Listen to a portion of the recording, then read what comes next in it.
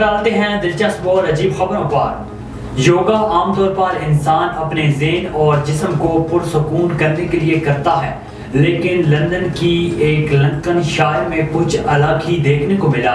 Media reports کے مطابق برطانوی پولیس چند شہریوں کی جانب سے اطلاع موصول ہونے پر ایک کمیونٹی کی جگہ پر پہنچی، جس کے بارے میں بتایا گیا تھا کہ یہاں مذہبی رسم کے طور پر اجتماعی قتل ہوا ہے۔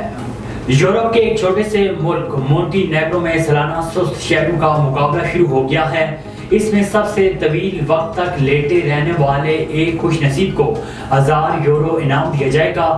کئی روز قبل پلوزائن شہر کے مضافات میں واقع ایک دیہات بریز نے ایک جھونپڑا نما خیمہ لگایا گیا ہے جہاں سستی مقابلہ شروع ہو گیا۔ گزشتہ برس 117 گھنٹے تک لیٹے رہنے والے شخص کو فاتح قرار دیا گیا۔ اب بھی یہ مقابلہ جاری ہے اور کئی دنوں سے جاری ہے۔ DHQ ہسپتال مظفر گڑھ میں ایک ایسے بچے کی پیدائش ہوئی ہے جس کا دل جسم کے باہر ہے۔ ڈسٹرکٹ ہیڈ کوارٹر ہسپتال کے ڈاکٹرز کے مطابق جسم سے باہر ہونے پر بھی نومولود بچے کا دل نارمل حالت میں کام کر رہا ہے۔ بچے کو آپریشن کے لیے چلڈرن ہسپتال منتقل کر دیا گیا ہے۔